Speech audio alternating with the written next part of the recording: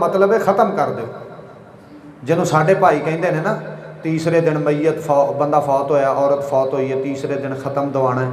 अल्लाह के बंदे हो, ये दीन नहीं है, ये दुनिया के रिवाज ने, और इस रिवाज नूं दीन कहा जाता है, फिर बिदत। सुन लो, पल्ले बन लो, ये दुनिया का रिवाज है और इस रिवाज नूं दीन कहा जाता है। जदों किसी काम नूं रिवाज नूं दीन कहा जाएगा और वो दीन च साबित ना होए, फिर वो बिदत। तो बिदत जिहड़ी है ना, वो बिदत गुमराही है, बिदत गुमराही है, कोई भी बिदत। कुछ हदीस पाक च लफज ने जिन्हां ते लफज़े बिदा बोलिया गया, उतों माना मुराद है, उतों हुक्म मुराद नहीं। उतों माना मुराद होंदा, उतों हुक्म मुराद नहीं होंदा। मैं मसलन मैं तुहानूं एक दसना, नेक बंदे नूं अरबी च की आंदे आ?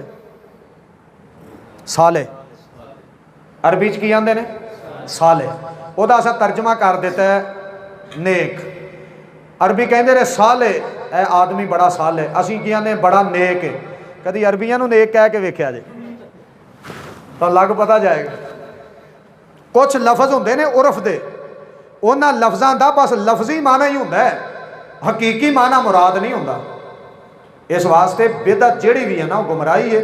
तीसरे दिन, चौथे दिन, और कई इलाकों साढ़े भाभी कहते हैं जी कठ 5वें 7वें दिन, यह भी वह ही छोटा भरा ही जे, एक फूक का ही फर्क है, उंज वाधा ही जे। ये बिल्कुल दीन इस्लाम च कोई नहीं। नबी पाक सल्लल्लाहु अलैहि वसल्लम की बीवी, मेरे वाल वेखो, मेरे सैयदा खदीजा फौत हुई ने, नबी सल्लल्लाहु अलैहि वसल्लम के 3 बेटे फौत होए ने। नबी अल इस्लाम की जिंदगी च आप दियां 3 सकियां बेटियां फौत हुई ने। आपने कुल कराए, मेरे ख्याल ना सोने तो वध के कोई नहीं ना सोना, पक्की गल है, कोई नहीं सोना। नबी अल इस्लाम का चाचा अमीर हमजा जंगे बदर ओहद अंदर शहीद होया।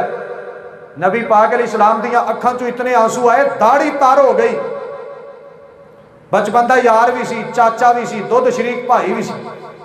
70 सहाबी ओहद दे शहीद होए। आपने कुल 14 सहाबी मैदाने ओहद बदर च शहीद होए। कुल मैं कली कली गजवा 87 जंगा हुई ने नबी अल इस्लाम की पाक जिंदगी च, और 26-27 जंगा अंदर नबी अल इस्लाम ने खुद शिरकत की है। हर जंग च सहाबी शहीद होए ने, किसी च थोड़े किसी ज्यादा, कुल होए।